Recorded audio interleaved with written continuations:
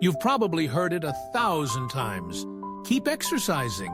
It's the key to aging well. But if you're over 70 and finding it harder to walk long distances, lift weights, or push through exercise routines that once felt doable, you might be wondering, is all this really helping me anymore? Or is it wearing me down? That question is more common than you think. In fact, many people in their 70s, 80s, and beyond quietly wrestle with guilt or frustration when their bodies can no longer handle the same kinds of exercise they used to. And instead of feeling energized and strong, they feel tired, stiff, or even in pain afterward. So here's a bold idea. What if traditional exercise isn't actually the best path forward after 70? What if there are gentler, more natural alternatives that still protect your health, keep you mobile, and even help you feel more youthful, without pushing your body past its limits? That's what we're going to explore together in this video. So grab a cup of tea, get comfortable, and stay with me until the end. You might hear something that brings you peace, clarity, or even hope. Let's begin with a truth most fitness magazines won't say out loud. Your body changes dramatically after 70. And I'm not just talking about wrinkles or gray hair. Your muscle mass naturally declines. Your joints don't have the same cushion they used to. Balance can become trickier. And the body's ability to recover from physical strain? It's slower, sometimes much slower. Now, some might interpret this as a reason to do more, to fight back harder with strict exercise regimens, intense gym classes, or grueling morning walks. But often, this push-harder mindset ends up doing more harm than good. It can increase inflammation, lead to injuries, and even raise stress levels. Worst of all, it can create a toxic relationship with your own body, where you feel like you're failing just for slowing down. But slowing down isn't failing. It's adapting. And adaptation is the wisest, most powerful thing we can do as we age. So let's reframe this idea completely. Instead of thinking in terms of exercising harder, what if we focused on moving smarter? Here's a little story to bring this to life. A woman named June, 74 years old, once loved her daily 3-mile walks. But after her knees began acting up, she tried to keep going anyway. The pain worsened and she began limping. Her doctor told her to rest, but that only made her feel more isolated and discouraged. Then she discovered something new. Therapeutic movement, like gentle mobility flows, slow Tai Chi, and breath-based stretching. At first, it didn't feel like real exercise, but within a few weeks, her joints ached less. Her posture improved, she began sleeping better, and most importantly, she felt good in her body again. June didn't need to walk 3 miles to stay healthy. She just needed the right kind of movement for where her body was now. And that's our first healthier alternative: therapeutic movement routines designed for healing, not performance. These can include gentle yoga for seniors, chair-based stretching, or functional mobility flows that help your joints glide instead of grind. The focus here isn't on burning calories or building muscle, it's on supporting your body's natural alignment, comfort, and stability. In fact, studies show that even 10-15 minutes of daily gentle mobility work can reduce fall risk, ease joint discomfort, and enhance your balance and energy. And perhaps even more powerfully, it can restore your sense of confidence and control in your body. Because here's the truth. At this age, confidence in movement matters more than intensity of movement. Let me say that again. Confidence in movement matters more than intensity of movement. When you feel confident in how you move, when your joints aren't screaming, when your steps feel secure, when getting out of a chair doesn't feel like a battle, you show up differently. You feel stronger, more capable, and that shift can ripple into every part of your life. Now let's move to something else that often gets overlooked when we talk about staying healthy: natural daily activity. This might sound strange in a world that equates fitness with running on treadmills or counting steps, but for people over 70, incorporating natural movement into your lifestyle can actually be more beneficial than forced exercise routines. Think about the communities in the world with the longest living people, like the famous blue zones in Okinawa, Japan, or Sardinia, Italy. You know what's fascinating? Most of these elders don't go to gyms.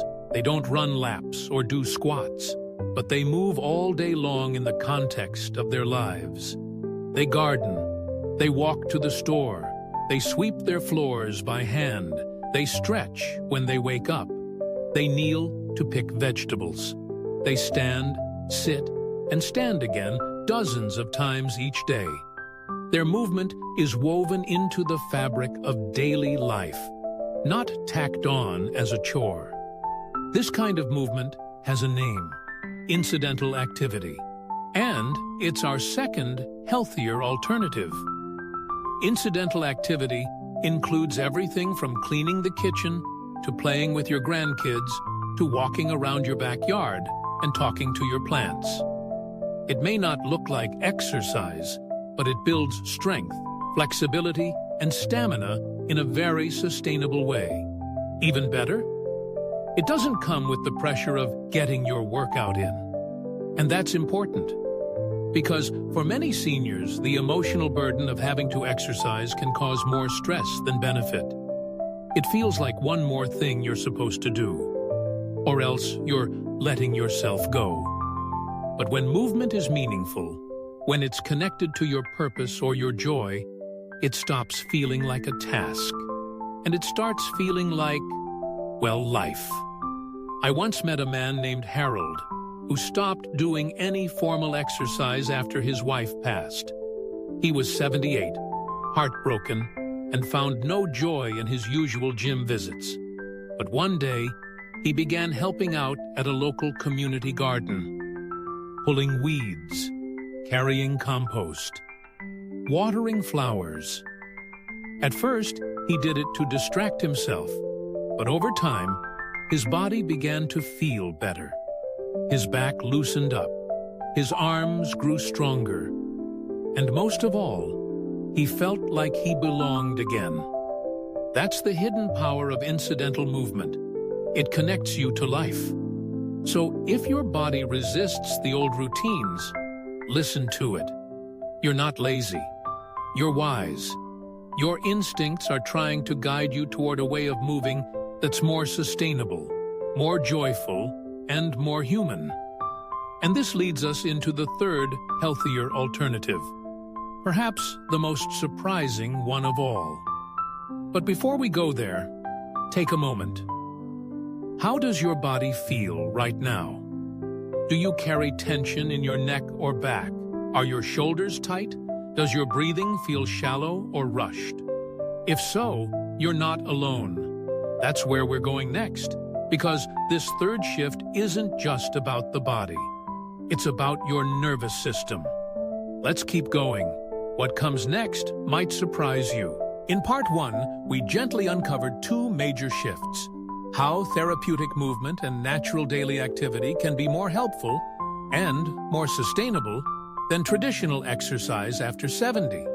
But now we arrive at something even more foundational, something that, for many older adults, becomes the silent root of both physical tension and emotional strain. Let's talk about your nervous system. Most people think that staying healthy is only about muscles and joints, blood pressure and cholesterol. But few realize that your nervous system, the system that controls your breath, your stress, your sleep, and even your digestion, is the foundation for almost everything. And by the time we reach our 70s and 80s, this system has endured decades of stress, tension, and wear. Many of us walk around with our bodies in a state of constant low-grade stress, clenched jaws, tight shoulders, shallow breathing, without even realizing it. This might surprise you. You can be completely sedentary and still feel exhausted. Not because you didn't exercise, but because your nervous system is stuck in survival mode. And when the nervous system is stuck in this fight or flight state, your body can't heal properly. Your digestion struggles, your immune system weakens, your brain feels foggy, your muscles stay tight, no matter how much stretching you do. Worst of all, you start to feel like life is harder than it needs to be. That's why this third alternative to traditional exercise is so powerful: nervous system-based movement. It's a simple idea, really. These are tiny, gentle practices, not workouts, that help your body shift from tension to calm, from doing into being, from anxiety into peace. And when you make these practices part of your day, even just 5 minutes, they can have a dramatic impact on how you feel, move, and even think. Let me introduce you to one of them: somatic micro-movements. These are slow, subtle, often barely visible movements that help your nervous system release tension that traditional exercise often ignores. They're not about building strength or endurance. They're about releasing holding patterns in your body. For example, instead of stretching your neck by pulling it side to side, a somatic approach might be gently tilting your head and slowly noticing where your body tightens in response, then breathing into that area and softening. It may sound too simple to work, but for many people, especially older adults, these subtle releases do what years of exercise could not. They bring the body back into ease. There's an 81-year-old man named Frank who discovered this almost by accident. He had tried yoga, Pilates, and swimming. None of them helped with the pain he carried in his back and shoulders. But one day, during a workshop at his senior center, he learned a 7-minute somatic routine. It involved lying on the floor and slowly moving his spine from side to side with his eyes closed. He said it was the first time in years that his back felt like it belonged to him again. That night, he slept through the night for the first time in months. This is what nervous system-based movement can unlock. And the best part? You don't need equipment. You don't need to sweat. You don't even need to leave your chair. Another powerful approach in this category is breath-led movement. For decades, we've been taught to treat breathing as something separate from movement. But in truth, your breath is your body's most direct communication channel with your nervous system. When you move with your breath, especially slowly and rhythmically, you signal to your brain, "I am safe, I can relax, I can let go." Try this. Sit comfortably. Inhale slowly for 4 seconds. As you exhale for 6 seconds, let your arms float gently upward like they're being lifted by the air itself. Then let them fall as you breathe in again. Do this a few times, and you might notice a curious thing. Your heart rate slows. Your shoulders soften. The chatter in your head gets quieter. That's your nervous system saying thank you. For seniors who live with chronic tension, poor sleep, or feelings of restlessness, integrating just 5 to 10 minutes a day of breath-based movement can be more effective than a 30-minute walk. And it's not just emotional. Research shows these gentle practices can reduce cortisol, your stress hormone, improve digestion, lower blood pressure, and even enhance memory retention over time. Now, if you're wondering, why haven't I heard about this before? You're not alone. So much of our culture is obsessed with visible results. We celebrate sweating, soreness, and pushing through pain as if they're badges of honor. But we forget that healing doesn't always look like effort. It often looks like quiet, softening, and stillness. And that's something the body, especially after 70, deeply craves. Here's the thing. You're allowed to stop exercising. You're allowed to stop forcing yourself through routines that don't feel good anymore. You're allowed to choose movement that heals instead of strains. This is not giving up. This is growing wiser. Let's talk about one more form of alternative movement that brings it all together. It's something I call movement with meaning. Movement with meaning is any activity that engages your body and your heart. It's not about reps or targets. It's about presence, joy, and connection. It could be dancing slowly in your living room to music from your youth, watering your garden while humming a favorite tune, taking a walk with a friend and reminiscing as you go, massaging your feet while listening to an audiobook, doing gentle Tai Chi in the park while watching the trees move. What matters is not how many calories you burn. What matters is how alive you feel while doing it. There's a woman named Elena, age 76, who struggled with depression and arthritis. She used to force herself to do exercises from YouTube, but it left her feeling worse. One day, her granddaughter invited her to a slow dance night at the community center. No rules, no pressure, just gentle movement and old music. Elena said that night woke something up in her. It was the first time she moved without fear or expectation. She now dances 3 times a week, not to stay fit, but because it brings her home to herself. And that's the secret most exercise programs never teach. Your body will work with you if you listen to it with kindness. So let's tie it all together for now. If traditional exercise has started to feel like a burden, or worse, a source of pain, you're not doing anything wrong. Your body is simply asking for a different kind of attention.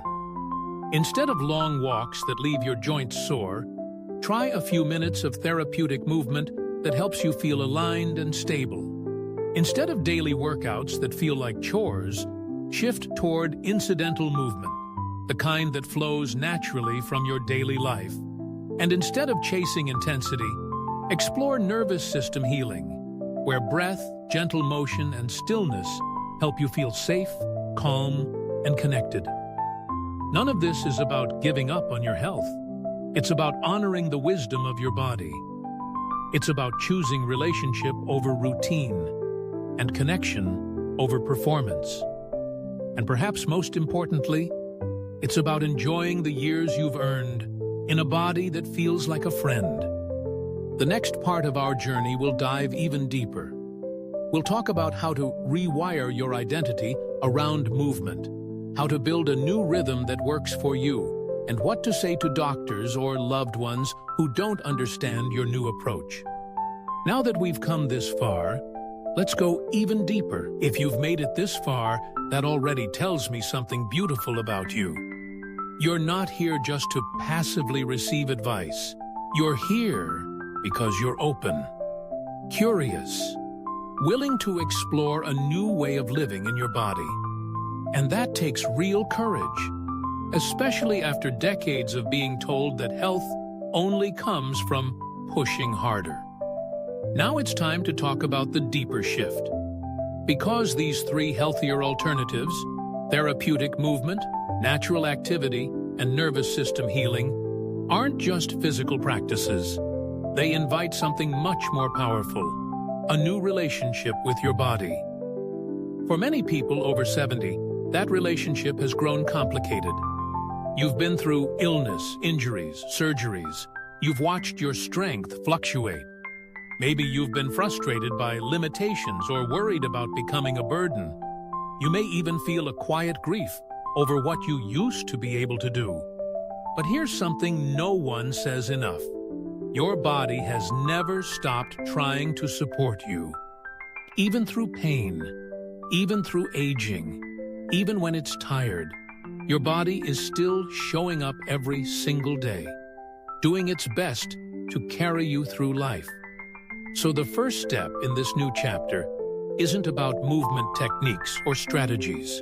It's about appreciation. It's about saying, thank you. Try it now. Gently place your hand over your heart or your belly and say it softly. Thank you, body. That simple moment of gratitude is powerful. It's the beginning of shifting from judgment to partnership, from I must fix my body to I want to listen to and care for it. And from this place, you get to ask new questions. Not, what exercise should I force myself to do? But, what kind of movement feels good today? That one question can change everything. There's a woman named Alice, 79, who struggled with guilt after her doctor told her to stay active or else risk decline. She took it seriously, pushed herself to join a walking group, started doing strength classes. But instead of feeling better, she felt dread every morning. Her knees hurt, her energy dipped. She blamed herself for not trying harder. Eventually, she reached a breaking point. Her daughter noticed and gently asked, "Mom, what kind of movement do you actually enjoy?" The question hit Alice like a wave. It had been years since she asked herself that. Turns out, Alice used to love slow swimming back in her 40s and 50s. So she tried again, gently, once a week, floating, moving slowly, not exercising, but reconnecting. Her body responded almost immediately. Less pain, more ease, better sleep. And her mood? It lifted like a curtain rising. She still swims to this day, not because it's exercise, but because it brings her joy. That joy is medicine. Now, let's talk about rhythm. One of the struggles many seniors face is inconsistency, feeling motivated for a few days, then dropping off. That's completely normal. Life changes daily. Energy fluctuates, and rigid routines rarely work long-term. So instead of aiming for discipline, aim for ritual. A ritual is a small, meaningful action you return to, not because you should, but because it centers you. Maybe it's a 5-minute stretch with your favorite music each morning, or sitting by the window and doing breath-led arm movements as the sun sets. Maybe it's a once-a-week walk around your garden, checking on each flower as if they're old friends. The key is not the intensity, it's the emotional connection. Rituals are forgiving. They bend with your energy. They invite you back with kindness. And over time, they build consistency. Not through willpower, but through love. Here's another quiet truth. Movement doesn't have to be physical at all. There's something called emotional movement, when you allow yourself to feel something fully, to cry, to laugh, to remember, to grieve, to celebrate. This movement of the heart and spirit is just as important as stretching or walking. You may not realize it, but every time you laugh deeply or cry while holding someone's hand or feel a wave of peace during prayer or meditation, your nervous system softens. Your breath deepens. Your cells receive that moment as healing. So never underestimate the power of emotional movement. Now, what about the people around you? Family, doctors, friends, who still believe in exercise at all costs?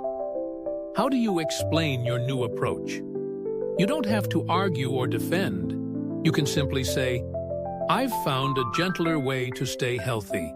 It's more about listening to my body than pushing it. And it's working for me." That sentence carries wisdom and strength. And more often than not, it will invite curiosity rather than criticism. And if someone still insists you're not doing enough, remember, you are the expert of your own body now. You've lived in it for decades. You know what feels right, what feels wrong, and what feels true. That self-trust is the ultimate goal. Let's pause here for a second. Take a deep breath.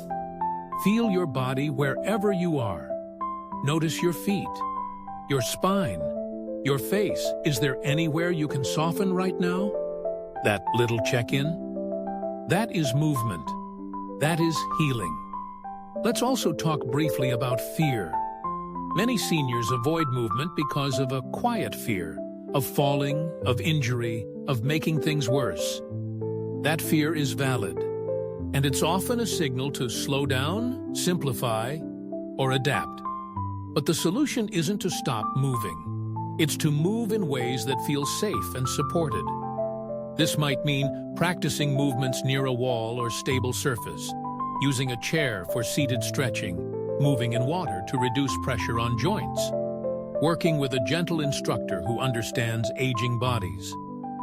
Safety doesn't mean weakness, it means wisdom. And every time you choose a movement that supports rather than strains, you're building safety into your nervous system. And guess what? Safe movement builds more movement. Because when your body feels safe, it begins to open again. Range of motion improves. Pain decreases. Confidence grows. You don't have to fight your body to move more. You just have to help it feel safe enough to try again. Now let's finish with something tender. Aging brings many changes, some beautiful, some difficult. And how you move through those changes matters. So often, seniors are told they're slowing down or in decline. But what if that's not the full story? What if, instead, you are ripening? Not fading, but deepening. Not weakening, but softening. Not retreating, but returning home to your truest self. In this season of life, your movement doesn't have to look like youth. It can look like grace, like laughter, like swaying slowly to music, like breathing deeply on your porch, like rocking in your chair while remembering your favorite sunset. That's real movement. That's real life. You're not here to prove anything to anyone. You're here to feel connected, to feel joy, to feel peace in your own skin. And if movement can support that, then it is sacred. So if someone ever asks, "Do you still exercise?" you can smile gently and say, "No, I've found something better. I move in ways that feel like love." Thank you for being here, for listening with your heart, and for honoring your body in the way it deserves. You are not invisible. You are not broken.